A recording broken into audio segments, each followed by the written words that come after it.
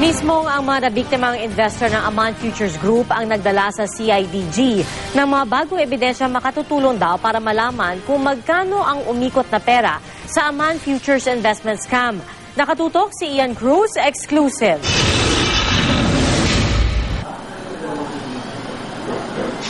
Hawak na ng CIDG ang CPU ng dalawang computer ng Aman Futures Group, pati na ang siyam na booklet ng mga tseke na nakapangalan sa kumpanya at kay Fernando Luna, isa sa mga pinuno ng Aman. Ayon sa CIDG, dinala raw kanina ng ilang nagmagandang loob na investor ang mga bagong ebidensyang ito. Nakuha raw ng sugurin nila kamakailan ang opisina ng Aman Group dito sa Pagadian.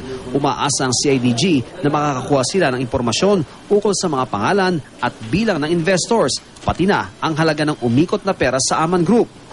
Dali namin sa Zamboanga for second forensic examination.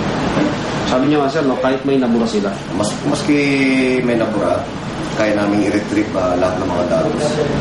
Inimbitahan din sa CIDG ang City Treasurer ng Pagadian. Sinabi niya, temporary permit lang daw ang na-issue ng pamahalang lokal sa Aman Group noong July 27. Wala raw silang permit to operate dahil di raw nakumpleto ang requirement para sa business permit gaya ng mga dokumento mula sa Securities and Exchange Commission.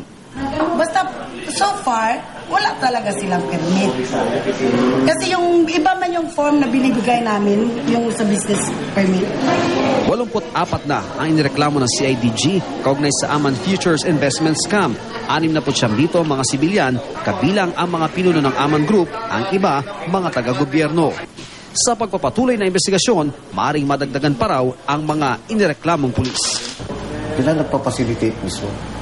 Saka sila ang guardia doon, magiging bodyguard nila. Mula rito sa Pagadian City, Ian Cruz, Nakatutok, 24 Oras.